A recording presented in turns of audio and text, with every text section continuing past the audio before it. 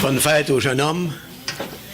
Vous savez que mon épouse, vous ne la connaissez pas, moi je la connais très bien, c'est moi qui couche avec. Hein. Elle a une liste de au moins 200 noms avec la date de naissance, et chaque matin, en se levant, elle garde sa liste, puis elle appelle les gens, puis elle lui chante bon anniversaire. Puis je suis obligé de chanter avec elle. Bon, ça fait que, le bon anniversaire, ça fait qu'elle appelle tout le monde, il y en a du Nouveau-Brunswick, il y en a dans le territoire partout. Elle appelle tout le monde. Elle a une grande liste, donc le matin, on se surveille à qui la fête. Des fois, il y en a 5, 6 la même journée. Maintenant, je peux vous dire que c'est important. Maintenant, pour mon nom c'est Fernand Godin. Je suis né au Nouveau-Brunswick, donc je suis acadien, pur laine, et puis j'ai un accent. Il y en a qui ont dit, comment fait-on que tu restes au Québec? Moi, je reste au Québec depuis 1957. Ils ont dit, t'as encore l'accent? J'ai dit, l'accent, c'est comme le péché. Ça s'accroche à toi, puis ça te lâche pas. Fait que, c'est comme ça. Bon. Maintenant, je suis né au Nouveau-Brunswick, comme tout à l'heure. Je suis né dans une famille extrêmement religieuse.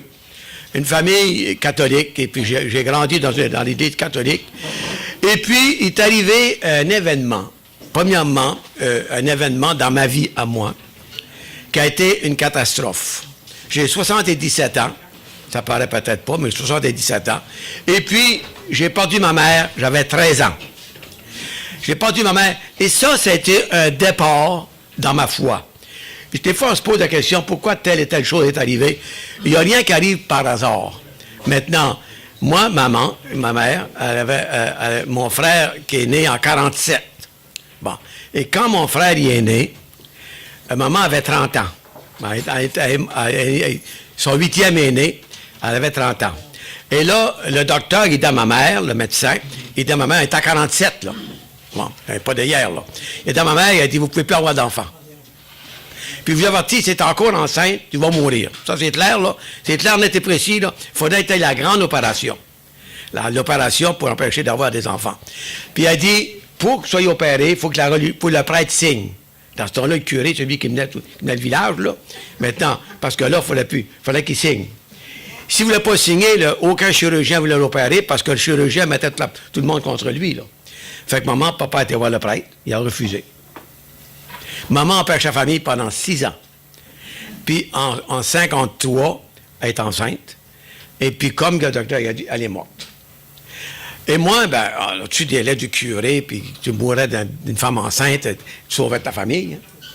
Moi, là, ça m'avait consolé, tout ça. Mais jusqu'au jour où je me suis converti, puis je me suis aperçu que c'était pas de même, ça marchait. Bon. Alors, non. Ça, c'était la catastrophe dans ma vie.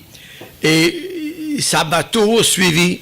Il n'y a pas une journée, je vous dis là, honnêtement, il n'y a pas une journée que je passe pas ma mère.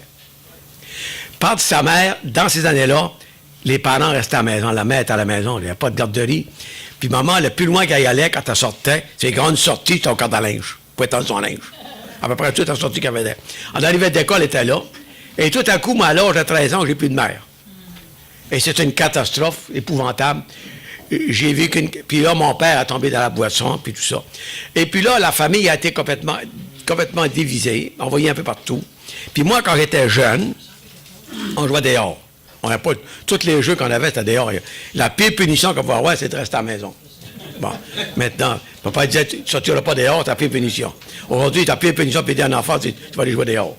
Mais dans ce temps-là, puis tous nos jeux qu'on avait, j'ai pas de penser à ça. On avait 3 familles. Puis les 3 familles, il y avait plusieurs voisins autour, là, il y avait 33 enfants. 33. On avait un club de balle, on avait tout ça. Donc, on jouait dehors. Mais quand il pleuvait, il fallait rester à la maison. Et moi, quand il y avait 2 jours qu'il pleuvait, là, moi, il fallait que je fasse de quoi, là? Là, je prenais une couvercle de bébé, je me mettais ça sur le pot, je m'attachais avec un épingle à couche. Je faisais le curé. Là, je me faisais des hosties avec de la farine puis de l'eau, avec de la fer à passer sur le poêle. Je confessais mes sœurs à travers des bords de la chaise. Moi, je savais tout ce qui se passait à la famille chez nous. Tout. Je confessais. Mes sœurs, hey, c'est vous qui qu'on fait. Hey, viens de... Je retourne encore. Ça ne faisait pas les affaires. Il y avait hâte que le soleil sorte, là. Je vais dehors. Donc, je confessais mes sœurs. Je les faisais de la communion. Puis ceux qui ne voulaient pas se confesser, il n'y a pas de communion. C'est pas plus compliqué que ça. Bon. Donc, mon père, ma mère, tout ça, tout le monde pensait, Fernand va faire un prêtre. Hein. J'étais extrêmement religieux, moi. J'étais un homme religieux. Pas seulement de nom, mais je pratiquais. Donc, et quand maman est morte comme ça, ça fait que la famille a été divisée. On a été, un qui a été vivre sur un, qui a été vivre sur l'autre. Puis là, ben, on était éparpillés partout. Puis une de mes sœurs, qui s'appelle Noëlla, que j'ai beaucoup d'admiration d'ailleurs, elle a quitté l'école, puis moi pareil, on a quitté l'école tous les deux. Puis on est arrivé chez nous, la mère était abandonnée, on a ramené la famille à la maison. Elle s'occupait de la famille en dedans, moi je m'occupais de la famille dehors. Donc, j'avais quoi, 15 ans, à peu près, pas bien plus que 15 ans. Donc, là, j'ai fait ça plusieurs années. Mon père, j'avais un père extraordinaire, jusqu'à ça que ma mère est morte. Quand ma mère est morte, je ne sais pas ce que ça fait à mon père, mais j'ai venu de bouc émissaire, si vous voulez. C'est moi qui m'en ai les coups pour les autres. J'étais le plus vieux des garçons. Mon père travaillait à une trentaine de kilomètres de chez nous. Il restait en pension là-bas. Il arrivait les fins de semaine. Quand il arrivait le samedi, il était sous. Quand il partait, il était sous. Il était tout pacté. Là. Bon. Puis mon père, ben, quand j'arrivais, je m'en volé, il n'a pas fait assez. Puis mon père me disait, Fernand, tu étais un bon rien. C'est ça qu'il me disait à moi. Tu étais un bon rien. Toute ta vie, tu seras bon rien. Toute ta vie. Bon. En tout cas, il n'a pas eu raison, en tout cas. Puis dans ma tête à moi, je disais, tu vois, un jour, on va te monter, je suis quelqu'un. Dans ma tête à moi, il faut j'avoue de ne pas répondre parce que j'aurais tourné comme une toupie. Bon. Et puis, mon père, ben, il arrivait vers 4 heures l'après-midi, samedi, il partait le dimanche. Ben. Puis il mangeait toujours la volée. Puis là, ma soeur restait à la maison, puis elle gardait les enfants. Moi, je gardais dehors. Et là, j'étais encore un enfant. J'avais 15, 16 ans. Là, j'ai fait une crise, je me rappelle. À part avoir rassemblé la famille, là, j'ai fait une dépression. Là, je me rappelle, hier, j'ai fait une crise. Avoir rassemblé la famille, là, j'ai tout mis dehors. Les chaises sortaient par la fenêtre, toutes sortaient par la fenêtre, ah ouais, toutes sortaient. Là, je n'avais plus de contrôle dans rien, moi. J'avais pas une dehors complètement. Fait que là, au lieu de téléphoner à la police, je téléphone au curé. Fait qu'on téléphone au curé, il est venu tout de suite après ça. Quand le curé est arrivé chez nous, moi, j'étais très religieux. Pour moi, c'était le bon Dieu qui arrivait là. Fait que je me suis calmé tout de suite. Oh, là, il m'a commencé à me parler. Et j'avais 16 ans, j'avais 17 ans. Et il dit, là, je compte ce que je vivais. Et il dit, faut que tu t'en ailles. Faut que tu quittes la maison. Hey, j'ai 17 ans. Je n'ai jamais sorti de la maison. J'étais au curé, moi, je ne veux pas m'en aller. Il dit, faut que tu t'en ailles, puis rester ici. Je suis j'y aille. Le curé a réfléchi un petit peu. Il dit, pourquoi tu ne rentres pas dans l'armée? Dans l'armée, tu vas te faire chez vous. Tu vas te nourrir, habiller, tout. Fait que j'ai suivi le conseil du curé, j'ai rentré dans l'armée. Mais dans l'armée, là, j'ai rentré là, moi, j'étais en dépression, là.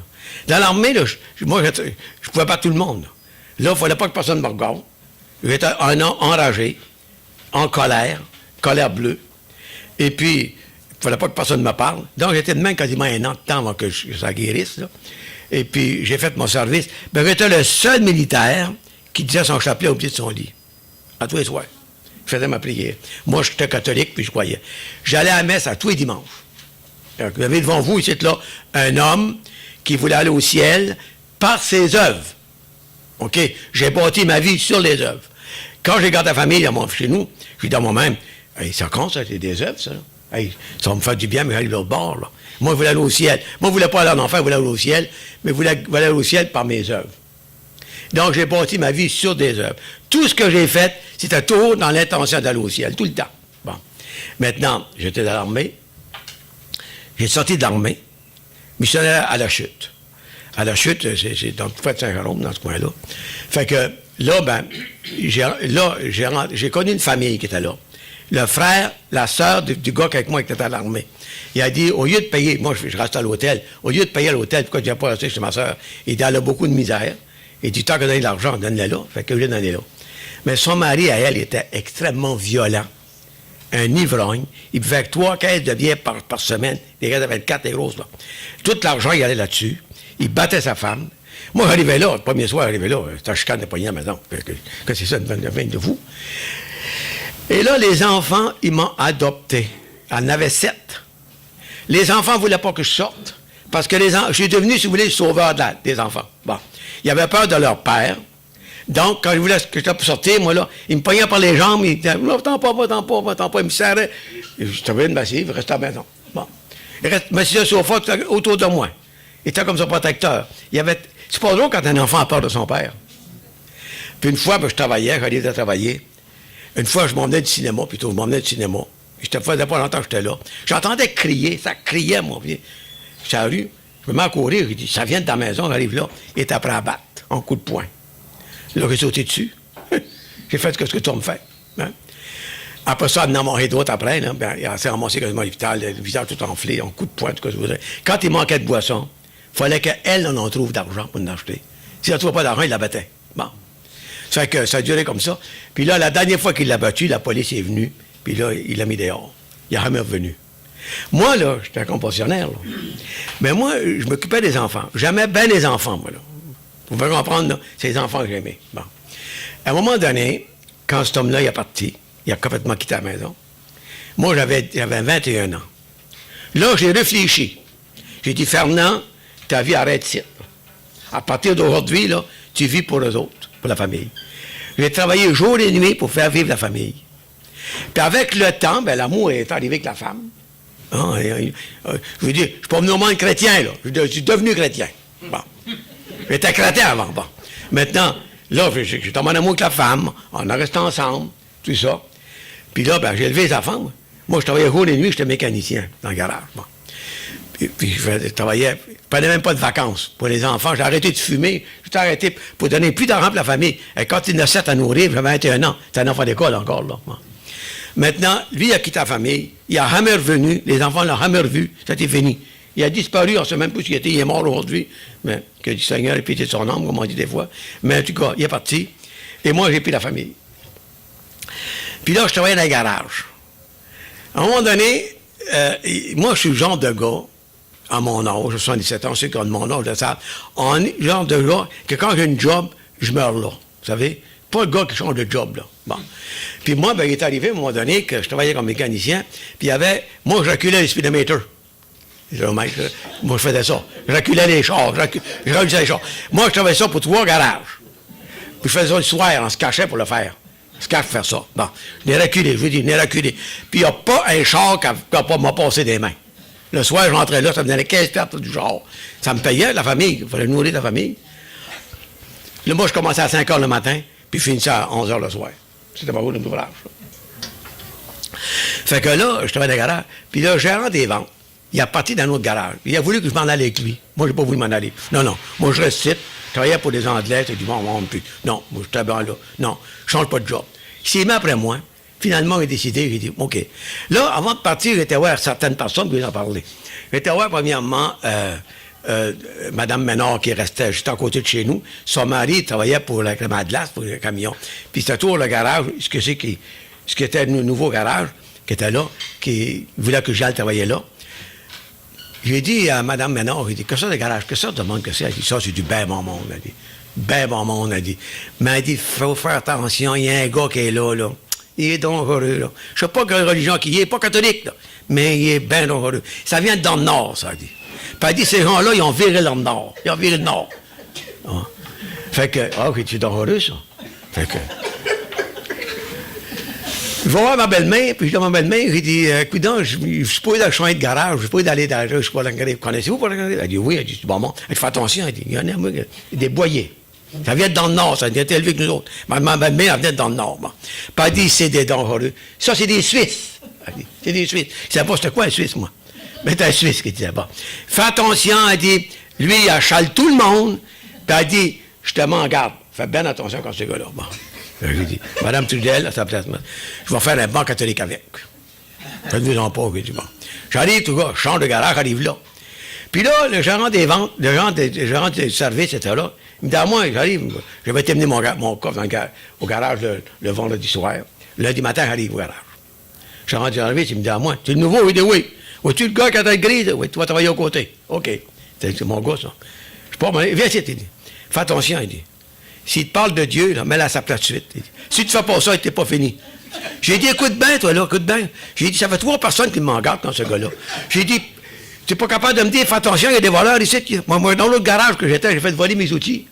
Tu me pas en garde quand t'es voleur, tu m'en gardes parce que ce gars-là parle de Dieu. Ça m'a comme choqué, moi, cette affaire-là. Fait que j'arrive aux côtés de ce gars-là, moi, là, puis là, je me presse, hein. Puis je dis, il faut faire attention. Moi, je veux pas ouvrir la porte non plus, là. C'est justement les années que j'ai fait le cul, là. Fait que, je le regarde, puis je commence à parler, mais vous j'ai dit, ça va mal dans le monde, hein. Oh, monsieur, moi, je savais pas, j'allais voir la porte, là. Il avait dit, ça va mal dans le monde. Il m'a dit, pourquoi ça va mal dans le monde? Il m'a fait un grand sermon. Il dit, toi, t'es un témoin de Jéhovah, toi. Non, non, t'es un témoin de Jéhovah, t'es un hypocrite, tout ça que t'es. Il m'a mis en garde contre toi, puis j'ai vu tout ça. Mais t'es tout un chrétien. T'es un homme qui vivait l'Évangile. Et il voulait travailler avec. il me parlait du Seigneur, il ne me lâchait pas parler du Seigneur, puis il me parlait du Seigneur, puis il parlait du Seigneur, puis il n'y avait rien à faire, moi. Une bonne fois, dans moi, Fernand, il n'a pas le garage ouvert. Il dit, vois-tu? Puis là, moi, j'ai commencé à voir, puis là, j'étais abonné aux sélections de Digest, dans cette période-là. Et là, j'ai commencé à lire dans les sélections. Il a dit, il y a beaucoup de gens qui meurent du cœur parce qu'ils ne connaissent pas les symptômes du maladie du cœur. Si on connaîtrait les symptômes, il y en a qui passent une indigestion, il dit, on sauverait bien des vies. Moi, j'ai eu malheur de lire ça. Puis là, il disait, tu as le mal dans le bras, tu as mal ici. Puis c'est vrai que vous êtes là, le soir, j'avais mal. Le mal me revenait, à tous les soirs. Puis j'ai mourir. Puis j'avais peur de mourir, là. Là, je ne savais plus, là, ce que j'allais, là. Avant, lui, j'espérais y aller, là. J'espérais même plus, là. C'est sûr qu'il n'y allait plus, là. Là, il ne faut pas que je dorme. J'ai dit, si je dors, puis je fais une crise de cœur, parce qu'il avait dit, on peut mourir dans notre sommeil. Là, je ne voulais pas dormir, moi, là. Je ne voulais pas mourir. Donc, je me surveillais. Puis là, je disais, si ça rempire, ils m'ont réveillé Anita, elle va m'emmener à l'hôpital, puis ils vont me sauver. Ben, à tous les soirs, je ne compte pas d'histoire, à tous les soirs, quand la noirceur arrivait, le mal arrivait. Puis à toutes les fois que le soleil se levait le matin, le mal partait. Oh, là, je dormais 1 heure ou 2. Je me levais pour travailler. J'étais blanc comme un drap. J'avais peur de la mort. Oh, sac à papier. Puis là, Pearlie me dit à moi, il roule à la porte du garage, il dit, il y a des nuages qui doivent dans le ciel. Il dit, même que le Seigneur vienne, va être comme ça. Il dit. Le Seigneur va venir se nuire chez les siens.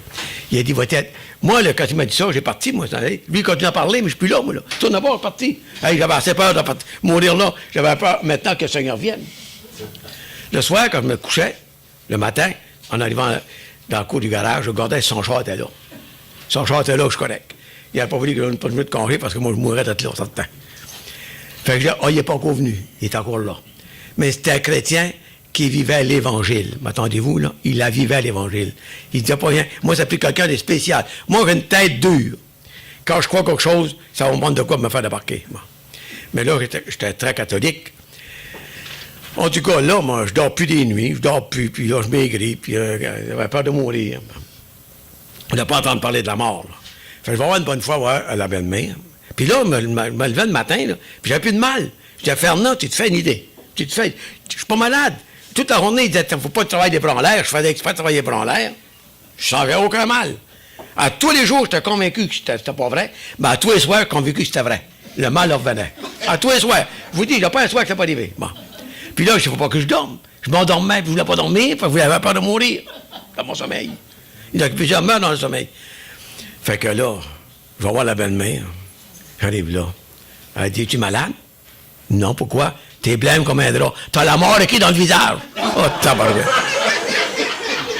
T'as la mort écrite dans le visage. Je ne voulais pas entendre tellement ça. J'ai sorti de là vite fait, mais ça est chez nous. Puis elle a appelé ma femme, elle m'a dit, Fernand, il est malade. J'arrive à la maison, elle dit, tu arrives de chez maman, oui. Elle dit, oui, j'arrive de là. J'ai pas été longtemps, là. Quand elle m'a dit, t'as la mort écrite dans le visage, j'ai avancé, là. Là, tout haut, que, là, je m'en vais chez nous. Elle dit, là, il faut aller voir le docteur. Elle prend rendez-vous, puis j'allais voir le docteur. Ben moi, c'est le cœur qui était malade, là. J'arrive là pour faire un examen général. Il me check la prostate. Non, docteur, c'est pas là, là. C'est le cœur.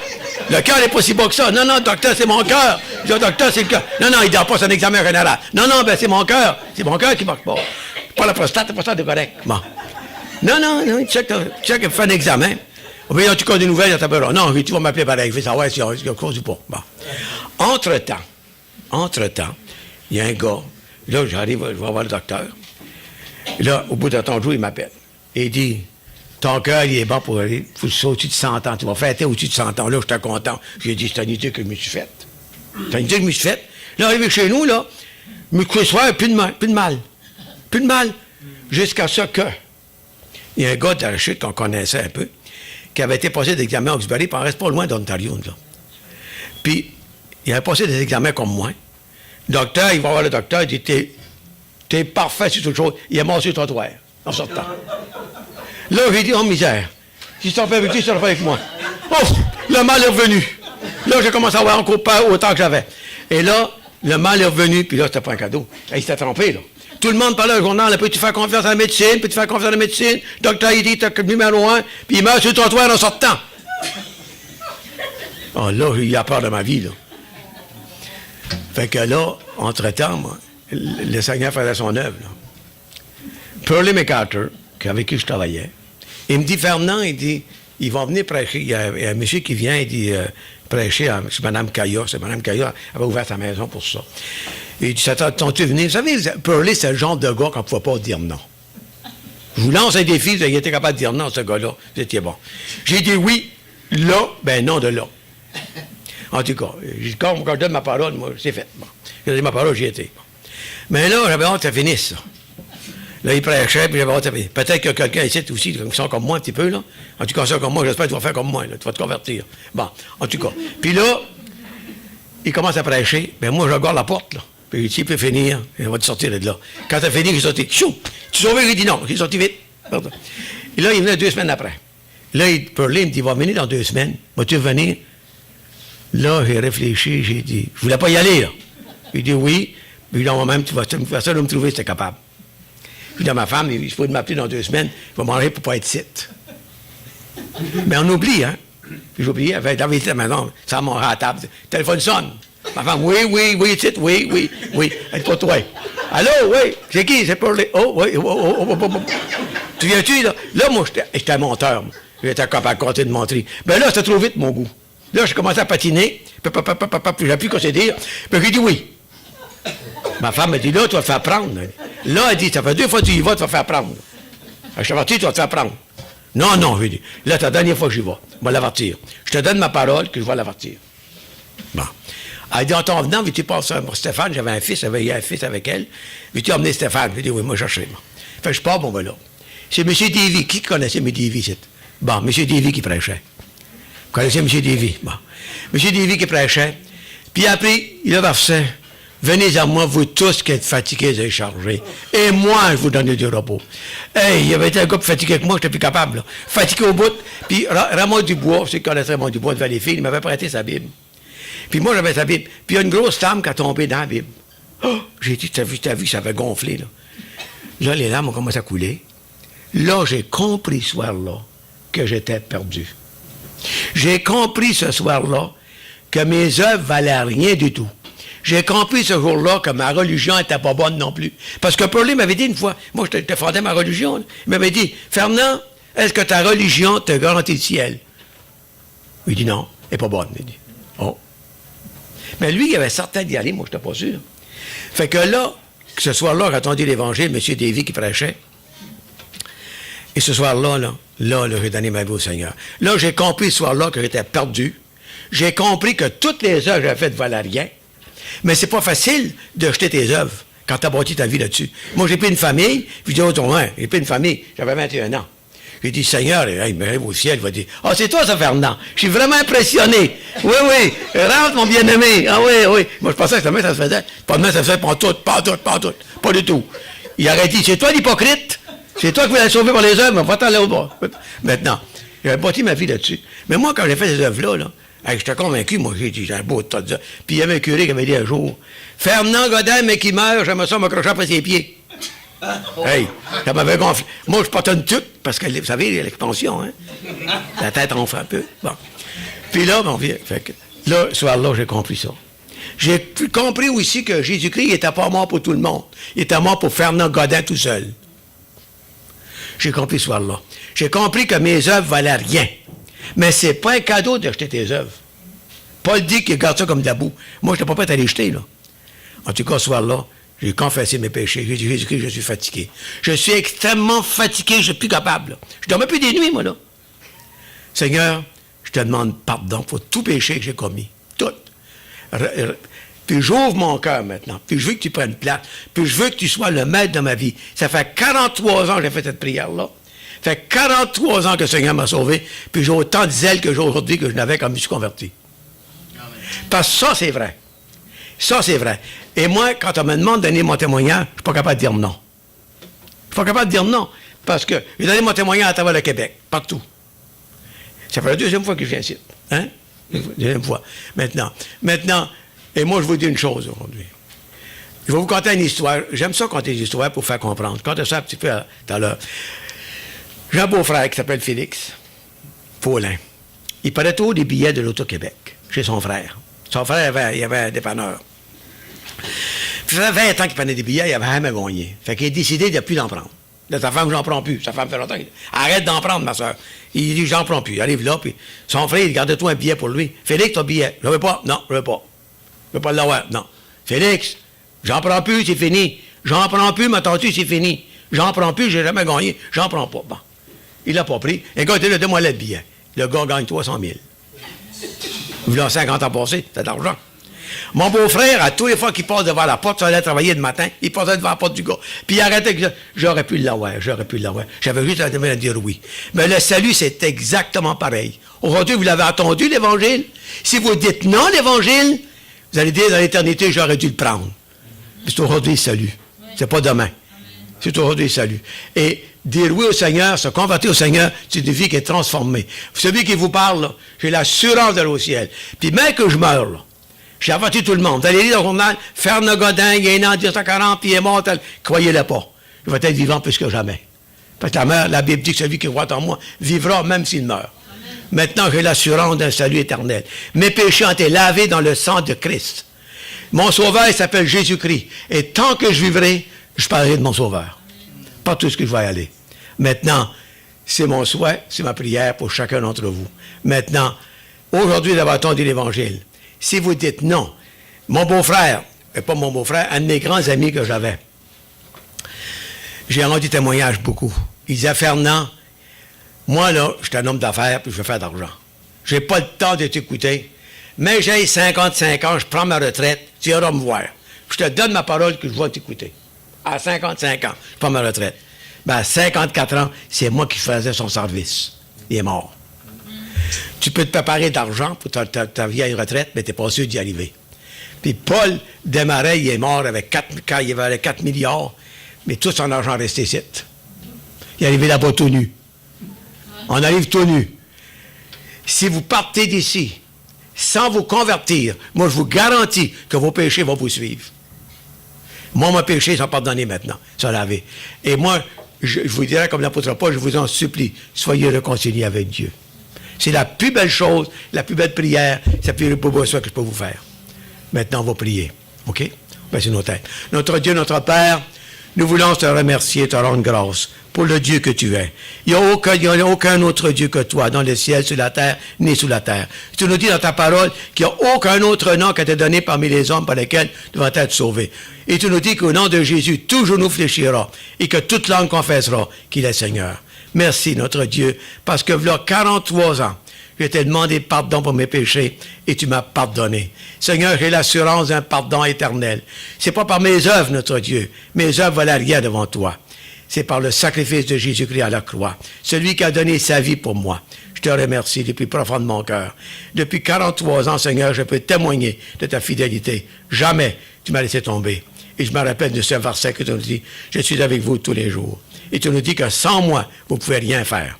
Notre Dieu, bénis tous ceux qui sont ici présents et bénis de façon tout à fait spéciale nos visiteurs. Je ne les connais personne ici, personne pourrait dire, j'ai parlé pour eux, je ne les connais pas. Seigneur, toi, tu les connais. Ma prière, c'est que tu puisses les visiter, que tu puisses vraiment les convaincre de péché, de Jésus, de jugement, de leur montrer, notre Dieu, qu'aujourd'hui, c'est le jour du salut. Demain, il sera trop tard. Il n'y a personne ici qui peut dire demain. Il faut dire si Dieu le veut. Maintenant, que le Seigneur puisse être béni, glorifié à travers du témoignage de ton serviteur et à travers de ceux qui sont ici et qui ont entendu les messages de l'Évangile. Dans ton nom béni, Père, je te prie. Amen. Amen. Maintenant, en terminant, ceux qui sont ici pour la première fois, vous avez entendu l'Évangile, je ne vous connais pas, je ne connais personne ici. Là.